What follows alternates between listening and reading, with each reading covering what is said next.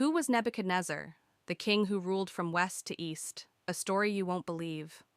Long ago, more than 2,600 years in the past, a man was born who would shake the world and be remembered in holy books and ancient legends. His name was Nebuchadnezzar, also known in some traditions as Bukhtnassar. He was the mighty king of Babylon, a powerful empire that rose along the banks of the Euphrates River, in what is now modern-day Iraq. He inherited the throne from his father, Nabopolassar, but Nebuchadnezzar had bigger dreams. He didn't just want to rule Babylon, he wanted to rule the entire world. According to historical records, Nebuchadnezzar led massive armies, conquering kingdom after kingdom. His forces marched east toward India and west into Egypt. Cities were burned, kings were overthrown, and no nation dared to stand in his way. But the story doesn't end with war and power. In religious texts, like the Bible and the Quran, Nebuchadnezzar is known as the king who was sent by God to punish the children of Israel. After they disobeyed divine commands, he marched into Jerusalem, destroyed the temple, and took thousands of people captive to Babylon.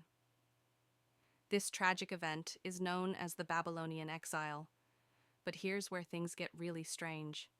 Legend says that in a moment of pride, Nebuchadnezzar stood on the balcony of his palace and declared, "Is this not Babylon the Great, which I have built by my mighty power?" And at that moment, he lost his mind.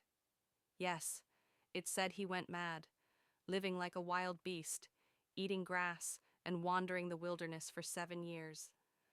Only after that, when he humbled himself before God, did his sanity return. Other stories say he repented, became wise and just, and ruled peacefully until his death.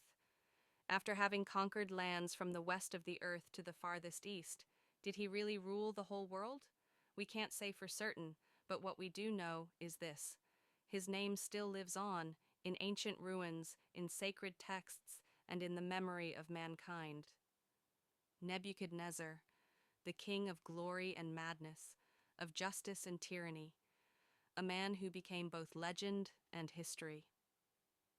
If you enjoyed this story, don't forget to like and subscribe, because there are even greater tales of ancient kings coming your way, in a way you've never heard before.